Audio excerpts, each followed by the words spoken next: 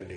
ఏముందిలే ఒక చిన్న పరిచయమే కదా, ఏమున్నది ఒక చిన్న ఫ్రెండ్షిప్పే కదా, నాకు తెలిసిన వాడే కదా, మా క్లాస్మేటే కదా, మా బ్యాచ్మేటే కదా, ఆత్మీయుడే కదా, ఆత్మీయురాలే కదా, కలిసి సేవ చేస్తున్నాం కదా, కలిసి ఉద్యోగం చేస్తున్నాం కదా, ఒకే అపార్ట్మెంట్లో ఉంటున్నాం కదా, పరిచయం ఉన్న వాళ్ళే కదా, పక్కింటి వాళ్ళే కదా. అడుగుతున్న సహోదరి, పాపం సహజంగా సాధారణంగా నీకు చాలా సులభంగా కనిపించవచ్చు, తప్పు లేనట్టుగా అనిపించవచ్చు. కానీ మెల్లగా మెల్లగా మెల్లగా అది నీలోకి జొరబడి నిన్ను సంపూర్ణంగా స్వాధీనపరుచుకుంటుంది. పాపమట నీ తలుపు తడుతుందట, అపరిచితునిగా ఏమీ ఎరగనట్టుగా వచ్చి తలుపు తడుతుందట. నువ్వు తలుపు తీసి రాణిస్తే ఒక స్నేహితునిగా లోపలికి వస్తుందట. లోపలికి వచ్చి చక్కగా సోఫాలో కూర్చొని యజమానిగా నీ మీద పెత్తనము